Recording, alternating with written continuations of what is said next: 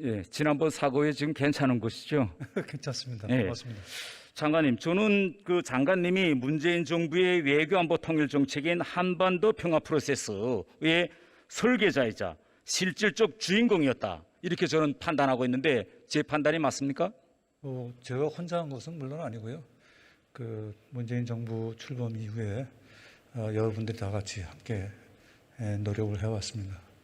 장관님께서는 지난 시기 청와대에서 국가안보실장을 하셨기 때문에 청와대 내부 상황을 대단히 잘 아실 것으로 저는 생각합니다.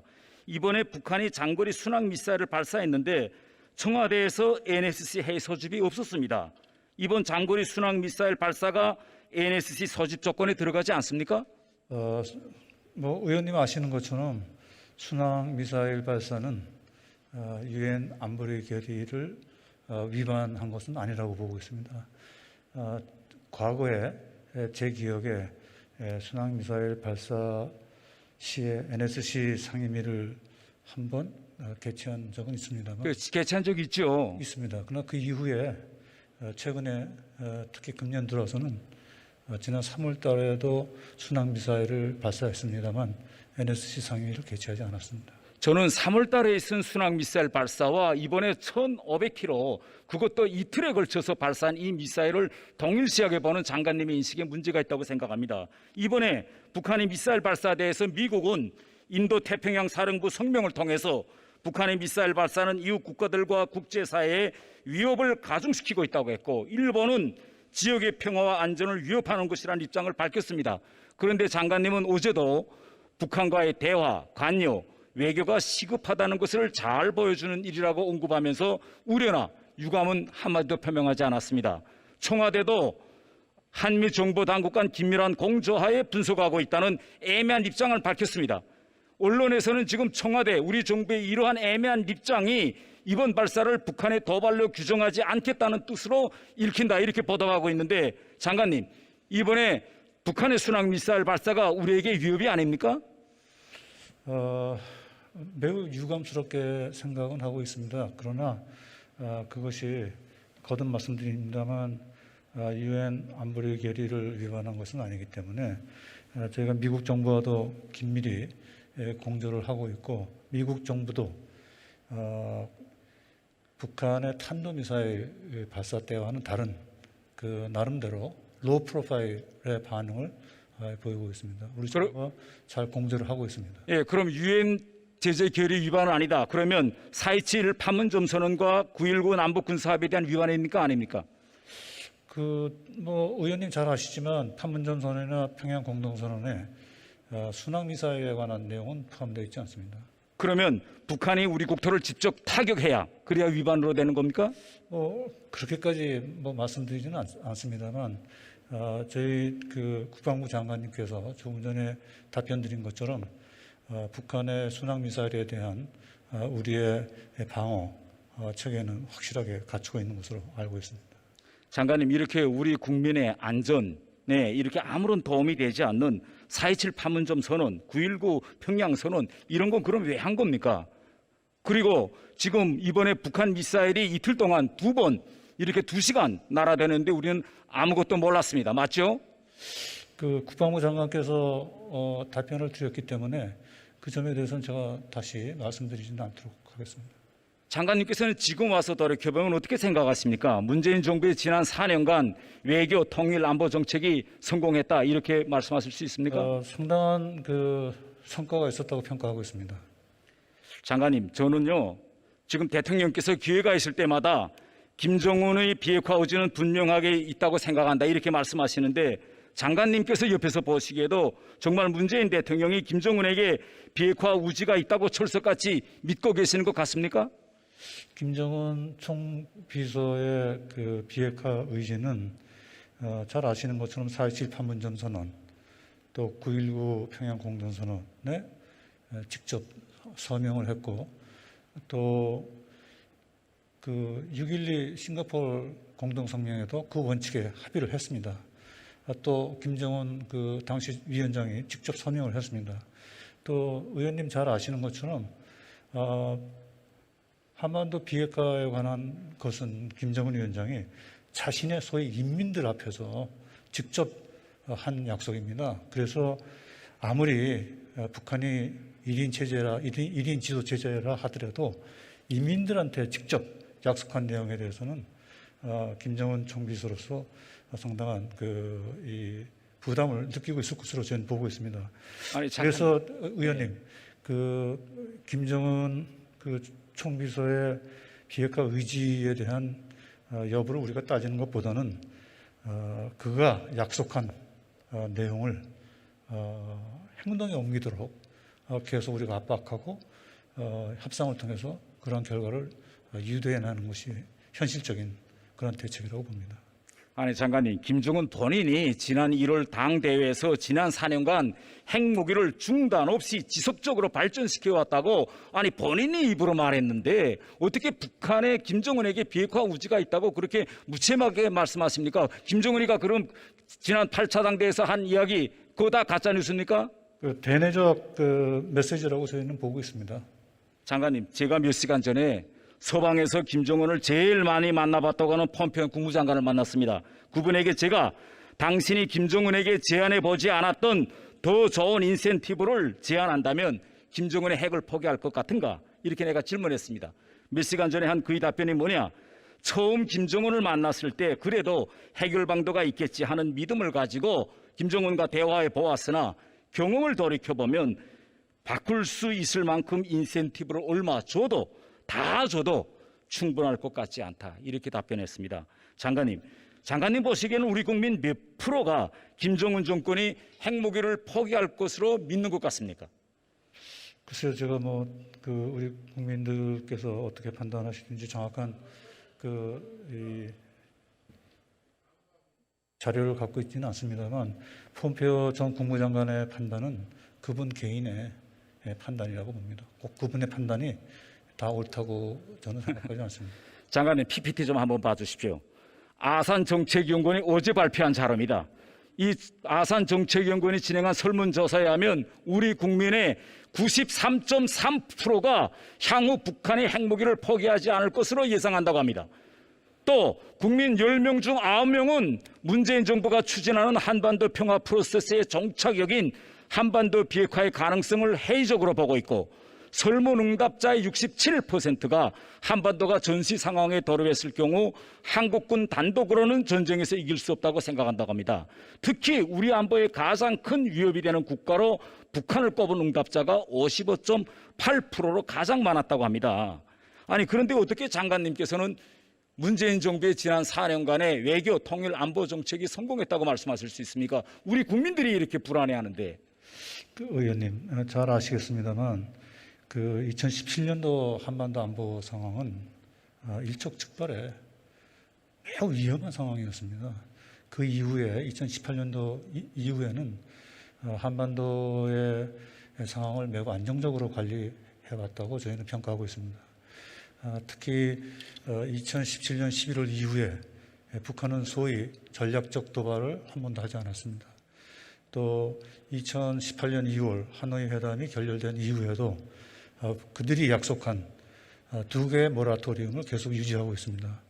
또 2018년 9월에 체결한 포괄적 군사 합의도 물론 2개의 위반 사건이 있었습니다만 대체로 안정적으로 관리되고 있습니다. 그것이 한반도의 군사적 긴장을 현저하게 감소시키는 데 크게 기여를 했다고 저희는 보고 있습니다. 장관님, 김정은 본인이 지난 4년간 핵무기를 중단 없이 지속적으로 질량적으로 발전시켰다고 했고 전 세계가 지난 4년 동안 북한의 핵무력이 질량적으로 더욱 고도화되고 늘었다고 하는데 장관님께서는 전략적 도발이 없었기 때문에 결국은 북한의 핵무기에 대해서 그렇게 안일하게 생각하시니 참 정말 실망스럽습니다. 다음은 한미 한중 관계에 대해서 질의하겠습니다. 내일 장관님이 중국 왕이 외교부장 만나시죠? 그렇습니다. 어떤 문제들이 터져야 한중 양국 관계의 포괄적 발전 방안, 또 지역 국제 정세 등에 관해서 폭넓은 의견 교환이 있을 예정입니다. 지금 언론 보도 보니까 문재인 대통령의 베이징 올림픽 참석 문제 이것도 토의된다 하는데 이것도 지금 올라와 있습니까? 어제? 글쎄 아직 저희 정부로서는 문재인 대통령의 베이징 올림픽 참석 문제에 대해서는 검토한 적이 없습니다. 중국도 우리 정부에 이 문제를 이번 기간에 와서 한번 좀 터해보자라고 건의했거나 제의가 들어온 거 없습니까?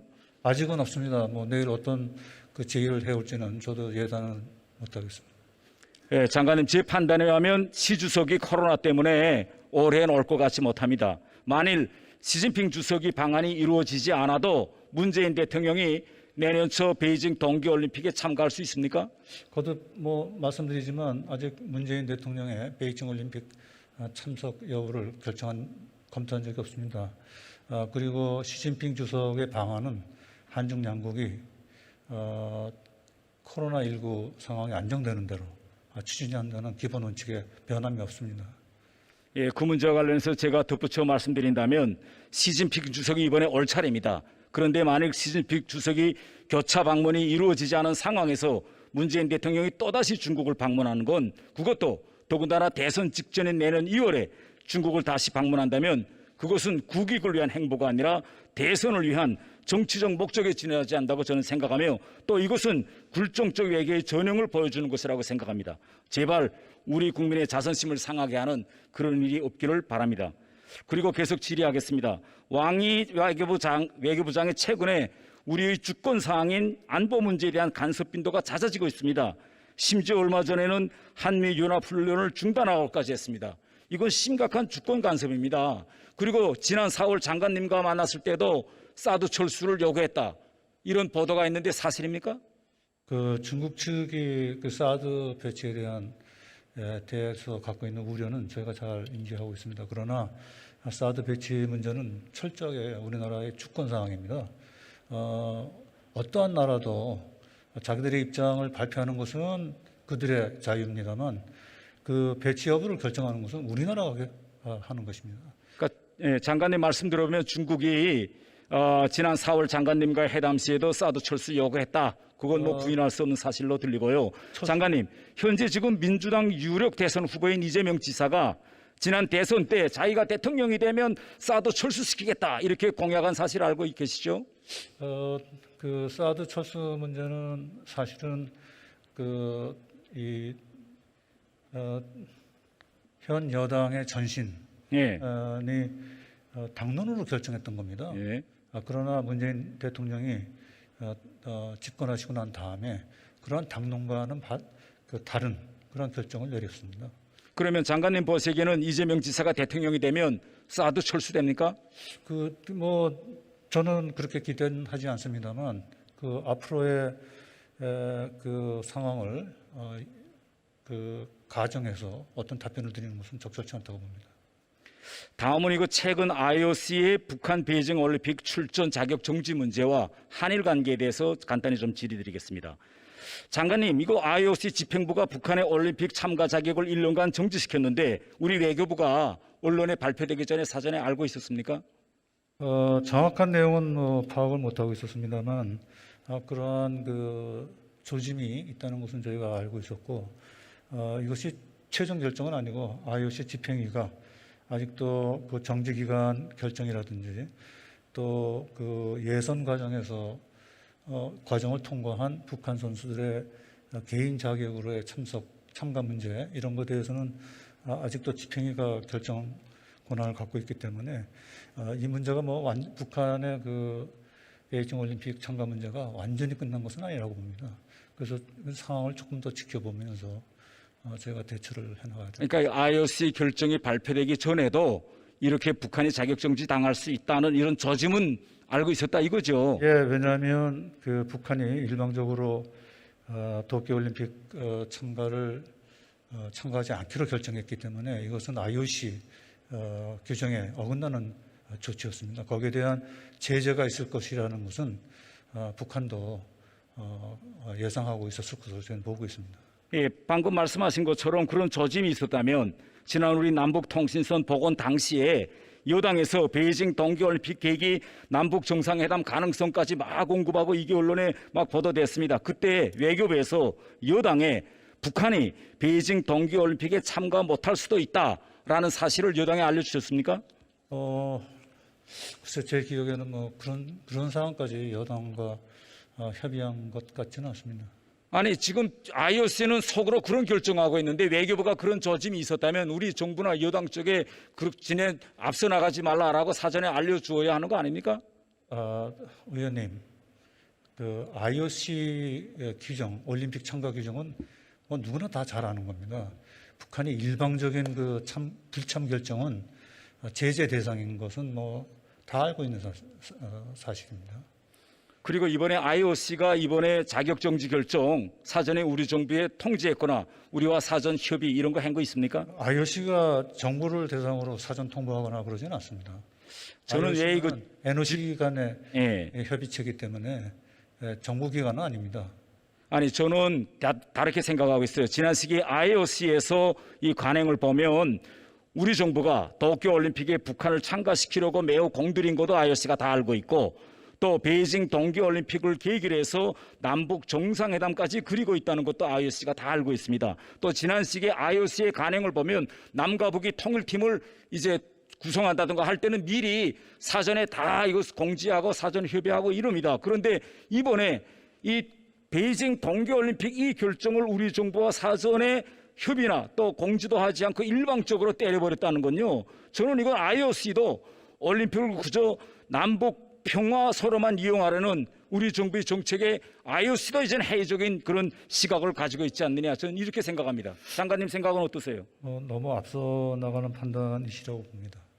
그리고 지금 일각에서는 일본이 북한 도쿄올림픽 불참에 대한 보복으로 그리고 문재인 대통령의 도쿄올림픽 불참에 대한 반발로 IOC를 설득해서 우리 정부가 이루어버리던 베이징 평화쇼를 막기 위해서 북한 자격정지와 같은 공작을 벌린 거 아니냐. 이런 웃음의 눈초리도 지금 나오고 있습니다. 이것이 사실이라면 이 자료가 일본에 의한 수출 규제 이탄이라고 볼 수 있는데 장관님께서는 어떻게 생각하십니까? 그건 상당히 근거 없는 그런 그 관측이라고 보고 있습니다. 감사합니다. 수고하셨습니다.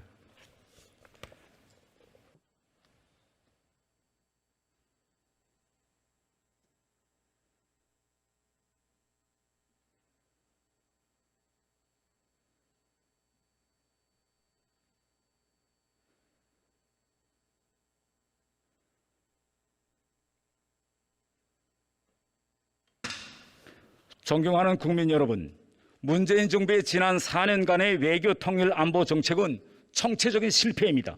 이유는 간단합니다. 성장 대신 소득 주도 성장 정책과 공급 대신 수요 역전하는 부동산 정책처럼 외교 통일 안보 정책에서도 강력한 한미동맹, 국제협력 공조 우선 대신 북한 김정은 정권 우선 정책, 즉 마차를 말 앞에 두는 정책을 펼쳤기 때문입니다.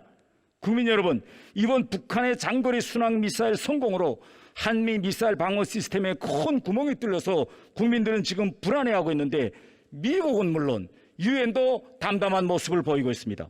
김정은이 지난 1월 8차 당대에서 앞으로는 탄도 및 순항 미사일에 기초한 전술 핵무기 발전 방향으로 나가겠다고 선언하고 올해 들어와서만도 순항 미사일 발사 시험을 3번이나 했는데도 당사자인 우리 정부가 아무런 경고나 항의 없이 지금과 같은 이렇게 애매한 입장으로 일관하고 있는데 이 세상 누가 우리 안보를 걱정해 주겠습니까?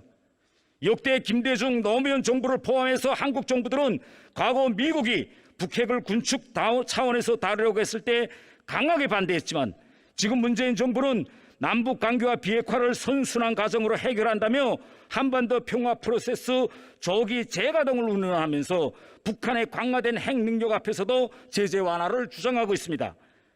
대북 제재를 완화해주고 김정은 남배가 원하는 것들을 들어주면 김정은의 핵을 포기할 겁니까? TV용 깜짝쇼 선거용 정상회담으로 북핵이 해결될 거라는 하상은 이제 김정은은 핵을 포기할 생각이 조금도 없습니다. 김정은은 핵 때문에 사는 것이 아니라 핵 때문에 죽게 돼야 핵을 포기할 겁니다. 여러분, 지금 문재인 정부의 지난 4년간 외교 통일 정책에 대한 평가는 명백합니다. 현 정부에는 외교 통일 안보를 이끌어 나갈 비전도 없으며 국제 공동체와 협력을 이뤄낼 능력도 없습니다. 답은 명백합니다. 오직 정권 교체만이 대한민국을 외교 통일 안보를 위기에서 구원할 수 있습니다. 감사합니다. 네, 태영호 의원님 수고하셨습니다. 여러분 잘 신청하셨나요? 그러면 구독 쭉, 좋아요, 알람 쭉 눌러주십시오.